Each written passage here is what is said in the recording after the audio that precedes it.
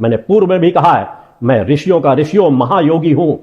उस महायोगी को समझने का प्रयास करो। सच्चिदानंद शक्तिपुत्र का अवतार हूं।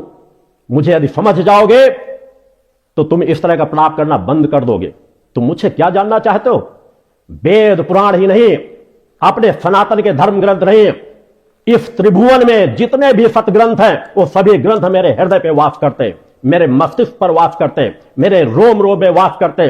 तुम क्या जानना चाहते हो? इस यात्रा को अगर नहीं समझ सके तो मैं सिर्फ एक बात की चुनौती देता हूं।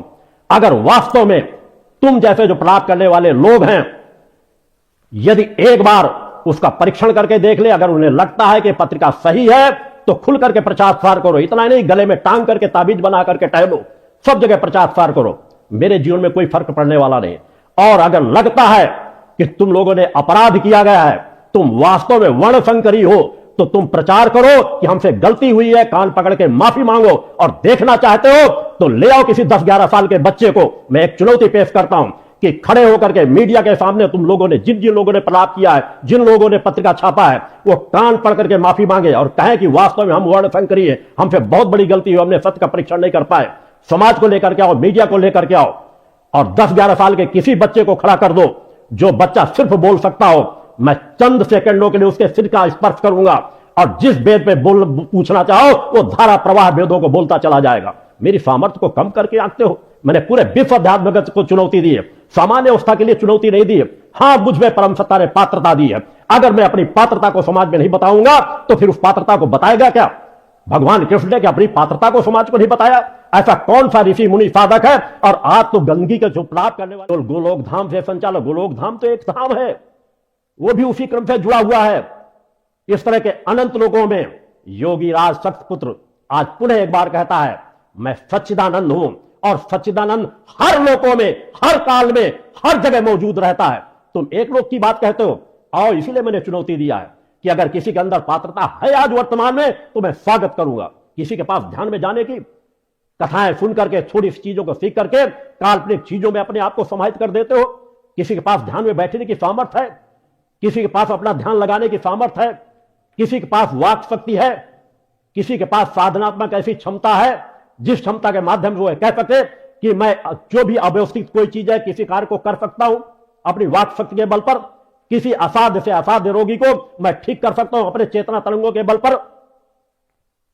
नहीं कर सकते तो वह करने की सामर्थ्य परम सत्ता ने मुझे दी है और उसका प्रमाण मैंने समाज को दिया है। मैं समाज में अपने आप को प्रचारित करने के लिए अगर कार्य कर रहा होता तो मेरी दिशाएं कुछ दूसरी होती। आज मेरे जो रास्ते हैं, मैंने समाज के बीच बढ़ने के पहले उन सब चीजों के प्रमाण 8 महाशक्ति योगों के माध्यम से दिए। और फिर भी उसके बाद कहा है कि सनातन की रक्षा के लिए, धर्म की रक्षा के लिए अगर कोई एक ऐसा आयोजन होता है तो कोई भी एक कार्य, 2 कार्य ऐसे कार्य लाकर रख दिए जाए जिससे वह समाज समझ सके कि ऐसा कार्य करने वाला कोई महायोगी ही हो सकता है, कोई तपस्वी ही हो सकता है। ये सामान्य तप की यात्राएं अगर आप लोगों को समझ में नहीं आ रही तो आप लोगों का दुर्भाग्य है। यदि आप उस विचारधारा को नहीं समझ पा रहे, उस बात को नहीं जान पा रहे, तो यह आपकी कमजोरी होगी, मेरी कमजोरी नहीं।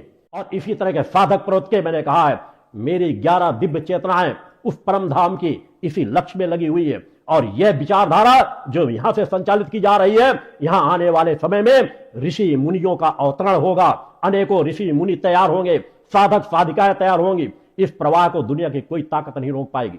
इस शक्तिपीठ की जिसकी स्थापना की जा रही है, भटक रहे हो, सत्य समझना नहीं चाहते, सत्य को जानना नहीं चाहते, सत्य को सुनना नहीं चाहते।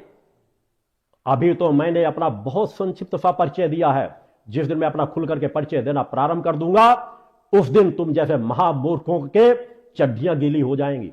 इतना याद रखना, मेरी यात्रा सामान्य यात्रा नहीं है। बचपन से यात्रा तय कर रहा हूं। आज से 30-40 साल पहले मैंने चुनौती रखी थी, वैसे कार्य करके समाज को दिखाए थे, यज्ञों के सामने कार्य करके दिखाए थे, असंभव से असंभव कार्यों को समाज के बीच कार्य करके दिखाया, मगर ये प्रदर्शन का कारण नहीं। आज वही मैं ऊर्जा अपने चेतनावान अंशों को प्रदान कर रहा हूं जो मैंने 25-30 सालों पहले कहे थे कि मैं अपने ऊर्जा को प्रदान करके साधक और साधिकाएं समाज में तैयार कर दूंगा, कुपात्रों को सुपात्र बना दूंगा। उस दिशा में कार्य किया जा रहा है। यह कार्य सामान्य कार्य नहीं।